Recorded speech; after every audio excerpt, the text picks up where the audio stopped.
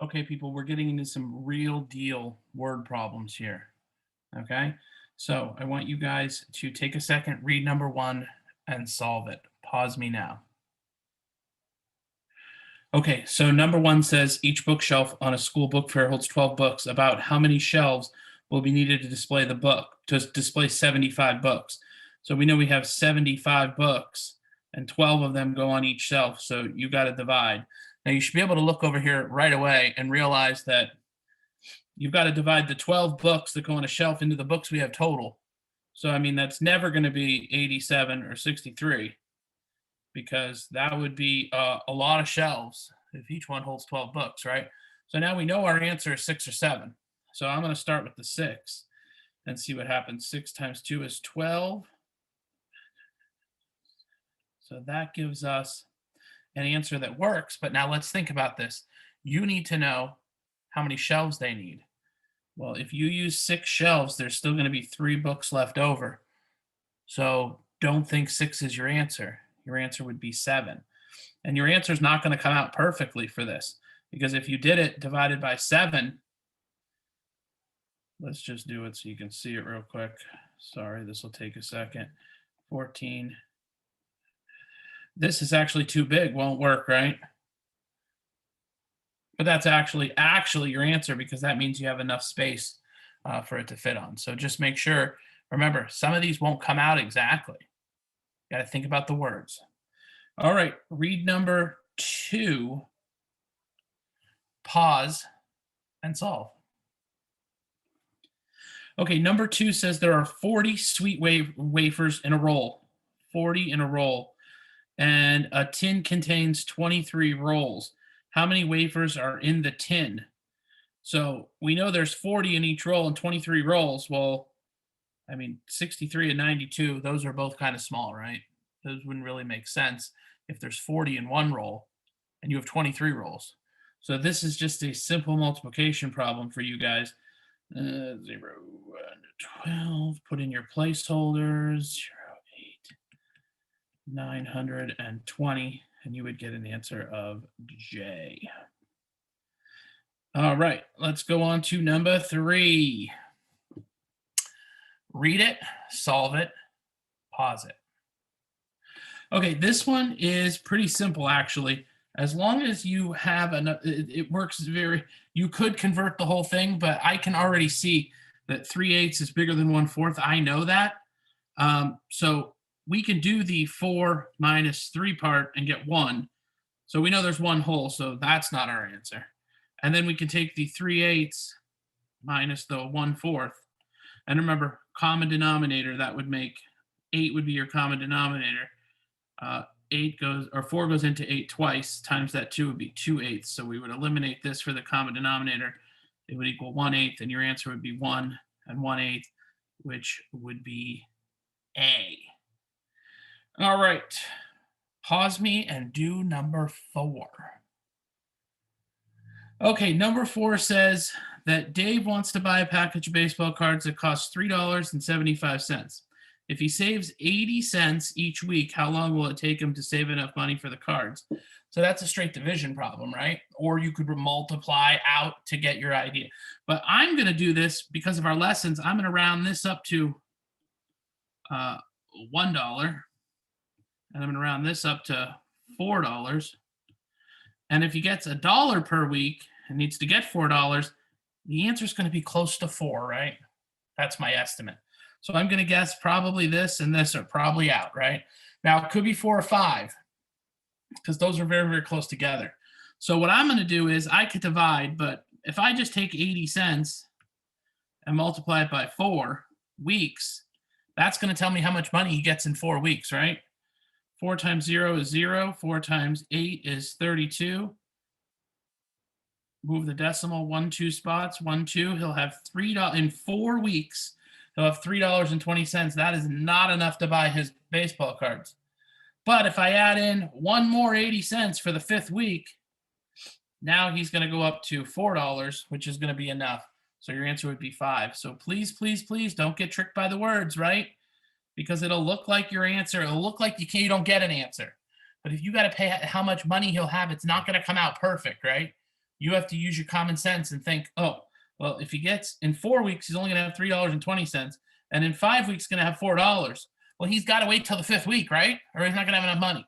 He's never going to get exactly $3.70. All right, do number 5. Okay, so if she spent $22.10 on a project and there's 34 students, how much she spend on each student? That's the division problem, right? So she spent about $22 and she has about 30 kids, right? So does it make any sense she's going to have $11.90 on each kid that she spent? No. Now, these numbers are kind of hard and close together. So, I'm not, the answers here are kind of hard and close together, right? So we kind of got to just do the math here. You got to take 34 and divide it into $22.10. Remember, your decimal point just stays right in line, right? Well, the 34 does not go into the 2. It does not go into the 22. And let's see, into 210, let's say it goes about, let's try 6. That would be 24, carry the 2, 18, 19, 20. That would be regrouping, 11, 7, 1. Drop down our 0, 34 into 170. Now, I can keep going and get my exact answer, but I know that she spent somewhere around 60 cents, right? Do any of these choices have 60 cents? This test has NG. That means no, I don't know what it means. No guess, no answer, no G, no whatever, not there, no go. But right when you realize whenever they put this choice in here where they say the answer's not there, that could be the answer. And I'll just put you guys out of your misery. That is the answer for this one, is that there is no answer. So right when you get to this point, you see the 60 cents here, you can stop. Now we could keep going and get out 63 cents, but it's never going to match. And when they give you that option, just know that there is no answer. All right. Let's do a couple more. Number 6, pause it and do it. Okay, number 6, classic estimation, right? How much do they spend it all? Well, about $7 on paper goods, about $9 on beverages, about $13 on snacks, and about $7 for other decorations. So if I add these up, I get 10, 19, 19 plus 7 is 26, carry the 2, and that gives me about $36 is my estimate, right? So I can easily eliminate those two. Now, here's the problem. 35.24 and 36.34 are very close, right? So, and I also have this, the answer's not there. So I kind of need to know the exact answer, right?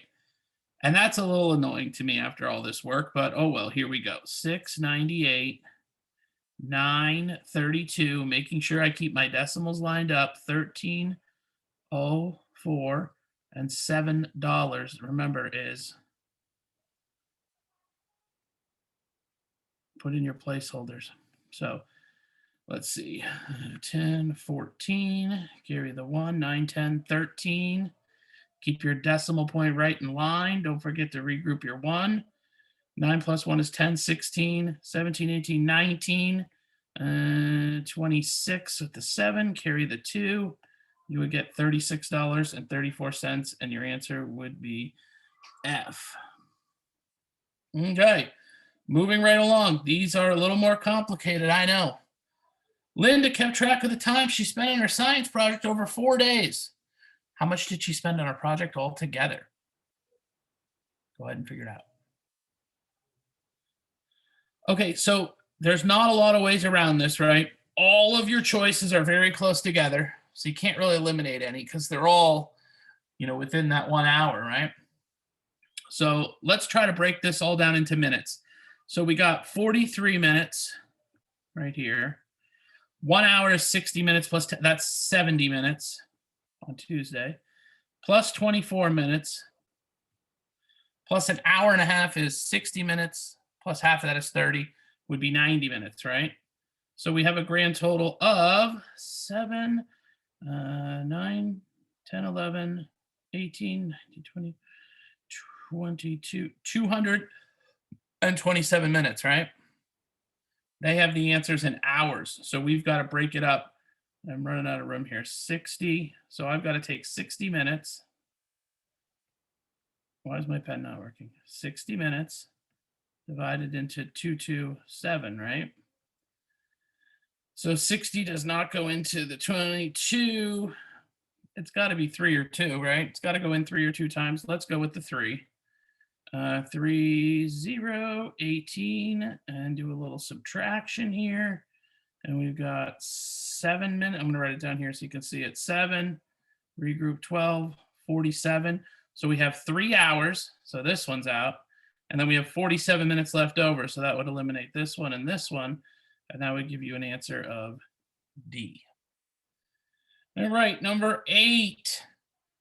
Mr. Addison. You guys read it yourself. I'm not supposed to read these for you. Pause me. Okay, so if Mr. Addison has 43 fence panels and each one is 8 feet long, what's the longest fence he can build? Well, you just got to figure out the answers are in feet. So you just have to find out what 43 8 times is, and that's multiplication, right? 43 times 8 is 24. Carry the 2, 32, 33, 34. 344 feet is the longest fence he could make, and that gives us the answer of J. That one was pretty easy. All right. 2 more. Oh, this one's a doozy. Oh, this one's a doozy. I almost cried when I had to do it. Pause me and see if you can figure it out. Okay, this one, there's lots of ways to do this, and I just try to break it down the most easiest way. So she started at 10:45 a.m. and she spent 45 minutes weeding. An hour and a half is 90 minutes mowing, and then 25 minutes watering, right? So this is how many minutes. I want to know what time she finished, a time, right? So this is how many minutes she was working. So this is 10, carry the 1, 14, 15. She was outside doing her yard work for 160 minutes. So now follow me here. From 10:45 to 11 is 15 minutes. So I got to take 15 off of this. That gives me 145. Now I'm going to keep going up by hours. So if I take 145 minus 60, that would give me 6 and 14 is 85. Now I'm at 12 o'clock, right? And I still have 85 minutes left. So now I take the 85 minutes and minus another 60 minutes. That puts me at, now I'm at 1 o'clock, right? And that leaves me with 25 minutes left. So she would have finished at 1:25. I mean, there's a couple different ways you could think about this. You might be able to do it straight up in your head, because you always got to be worried about this no answer being there, right? It's hard to make a prediction or an estimate when you have that, because it might not work out, right? But I just figured out all the minutes and then just kept breaking it down by hours until I got there. All right, last one. Pause me. Okay, so there's 20,324 students in a school district. Of them, 1,821 get to school by walking or bike. What the rest of the take the school bus. About how many students take the buses? Well, this one is a classic example of what we've been doing forever, right? Now, you remember, you got to get to the biggest number that makes sense for this, right? Because they want to know about how many. And you can see by looking down here, they have rounded these into the thousands place, right? So you've got to round to the thousands, because look, your answers are the thousands. So 20,000 would stay 20,000, right? Because of this 3. 1,800 would go up to 2,000 because of this 8, right? So 20 minus 2 would be 18,000, then your answer would be F. Now, they didn't tell you what to estimate by, but when you look at these choices, that's how you can determine that you need to go to the thousands, right? Because look, the ones, tens, and hundreds are all zeroed out. So you should know the next number that's not all zeroed out is the thousands. All right, take your answers, put them in Canvas. Good work. Some of those should have been a little tough for you.